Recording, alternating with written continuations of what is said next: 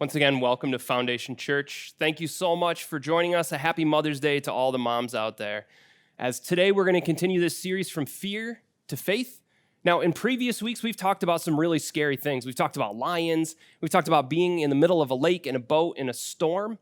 But today we're not going to talk about lions or storms. We're going to talk about something that maybe is even scarier, maybe even harder for some of us to navigate, and that is simply letting go. Letting go of that which we love, letting go of that which is comfortable, letting go of control, right? We are in a season of letting go, and let me tell you, letting go, it's hard to do. So we're in this season during this quarantine, this coronavirus time, we're in this season where we're letting go of birthday parties, graduations, celebrations. We're letting go of hugs. We're letting go of seeing people's faces without a mask on them. We're letting go of school. And for a lot of us, we're letting go of control. Now, if this sounds like you, if you can relate to this, if you have let go of some pretty significant, pretty important things in the past 6 to 8 weeks, I want you to go ahead and comment down below and say, that's me. I've had to let go. While you're doing that, I also want you to share this service so that your friends online can see this as well, because the rest of our message today is going to be filled with good news for all of us who've had to let go. Now, while you're doing that, I want to tell you a story of a friend of mine. Her name is Amanda. Amanda had 3 awesome daughters, and her youngest daughter, Reese was her name. Her youngest daughter, Reese, was at this awesome stage between baby and toddler. This is the stage where children go from being like crying, eating, sleeping machines to like little people that are mobile with personalities and smiles and giggles and funny little words. And Reese was right at that stage. Now, the funny thing is, though, her mother, Amanda, knew that this was her last baby. She said, I'm not having any more, and I want to keep her a baby as long as I can.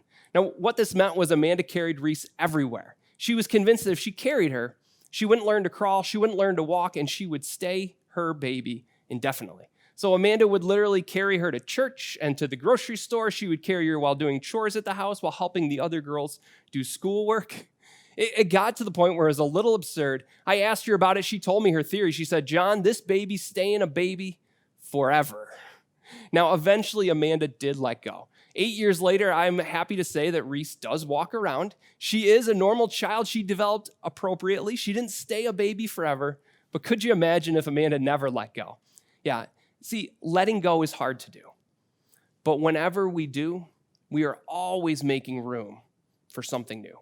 Let me say that one more time. Letting go is hard to do, but when we do, we always make room for something new. Now, that's going on in our story today that I'm going to read to you. It comes from Mark's gospel. I'm going to be reading Mark chapter 3, verses 20 and 21, and then we're going to jump to verse 31 to 35. Now, just a couple setup things here. I'm not jumping over something that's really important there. The author of the Gospel of Mark does this thing where he inserts a story into another story. It's designed to add a little bit of tension, a little bit of suspense. It's actually known by Bible scholars as the Markan sandwich. So we're just jumping over a story in the middle of the story when I read that. The other thing that I want to point out to you is this is first and foremost a story about discipleship, a story about following God and what that looks like, what that means, and what that costs, and more importantly, what we gain when we do that. But today, when I'm reading this story, I'm going to invite you not to hear it through the eyes of the disciples, not to hear it through the ears of Jesus, but to hear it through the lens of Jesus' mother, Mary. Mary plays a prominent part in this story. I want you to be listening for her and listening as if you were her. With that set up, I'm going to read that passage. Again, it's Mark chapter 3. I'm going to be reading verses 20 to 21, and then verses 31 to 35.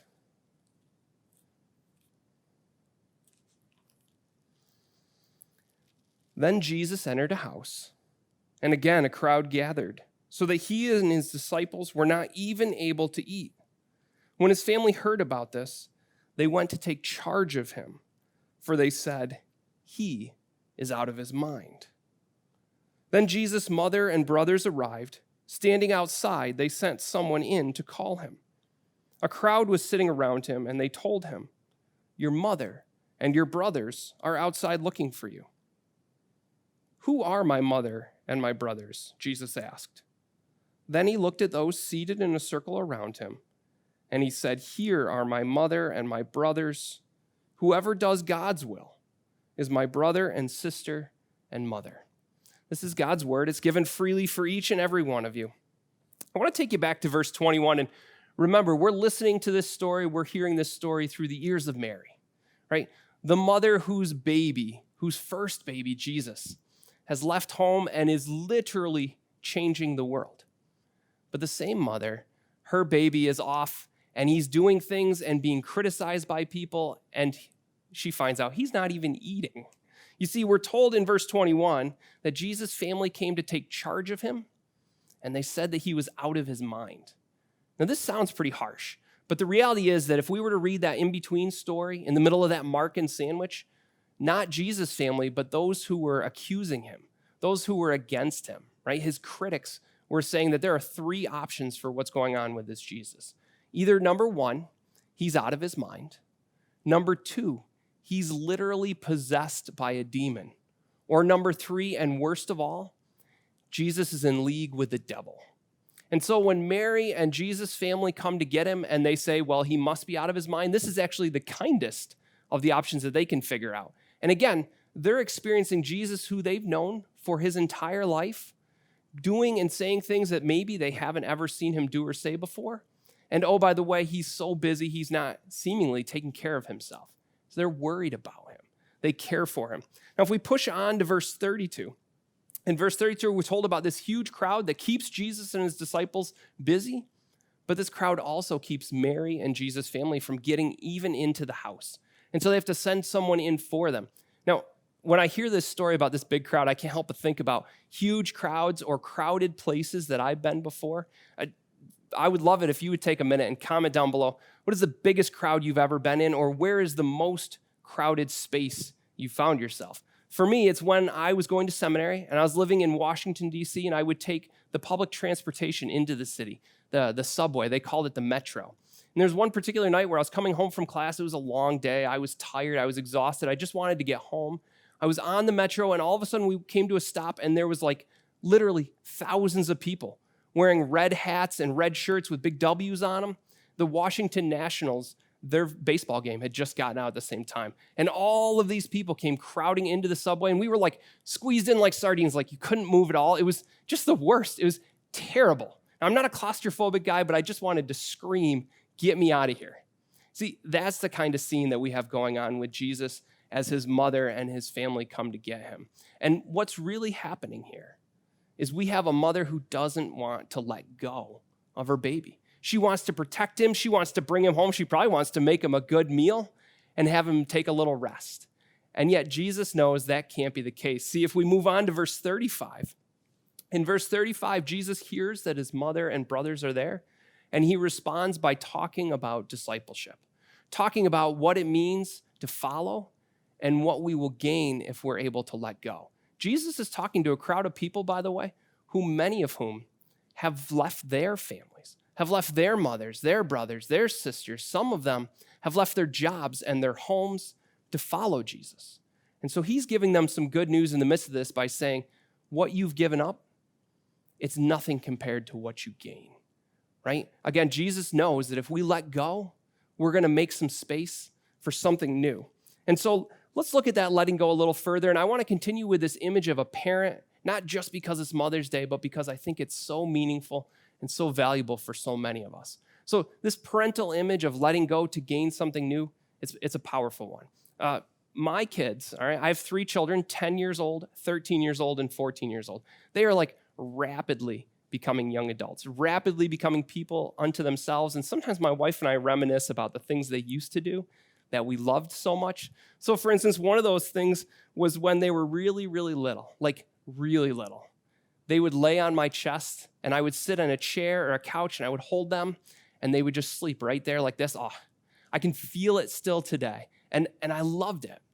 The problem was, as they got a little older, they started to lift their little heads up and they started wanting to look around. And then they started moving, they started wanting to move around. And next thing you know, they didn't want to lay on my chest anymore and sleep like that. Now, that was sad. I mourned that, I missed that.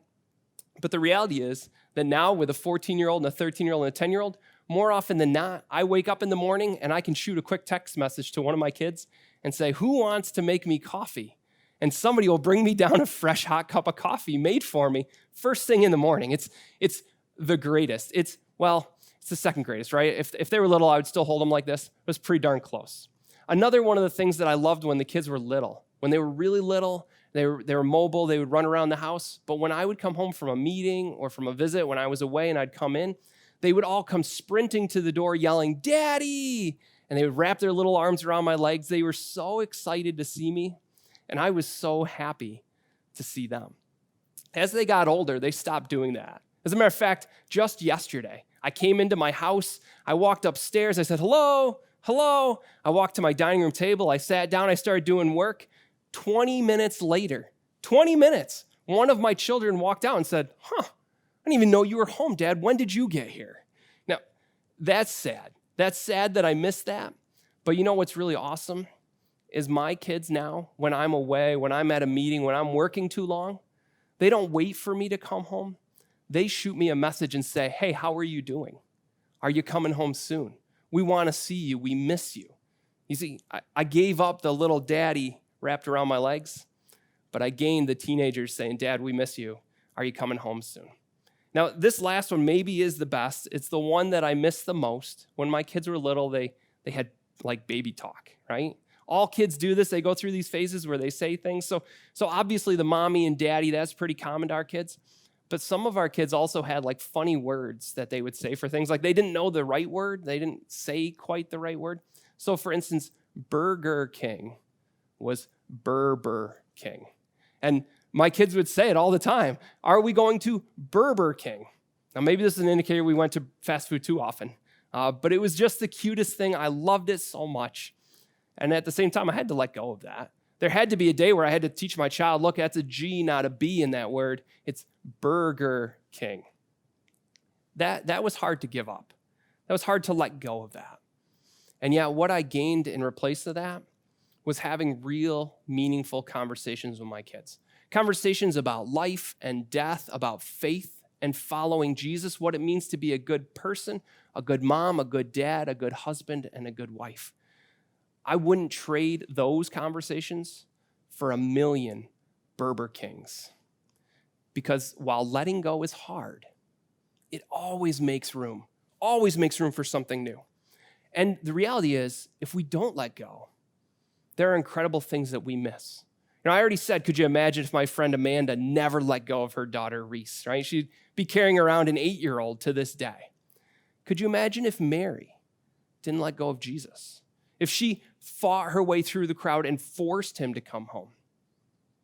Things would be different if Jesus wasn't able to fulfill his purpose.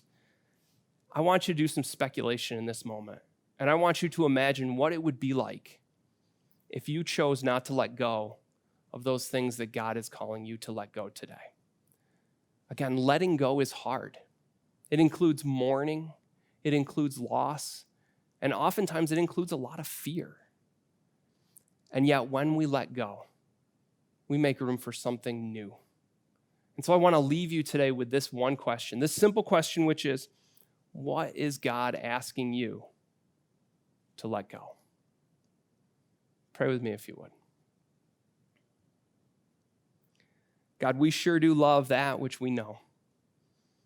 The things that are familiar and comfortable. And yet life doesn't work that way. We go through seasons of loss and change, times where we are asked to let go, and other times where we are forced to let go. And Lord, letting go is hard. Remind us in the midst of the hardship, in the midst of the fear and the loss, that whenever we let go, we make room for something new. God, help us to find ourselves making that space for you and for your Son in our lives today. Amen.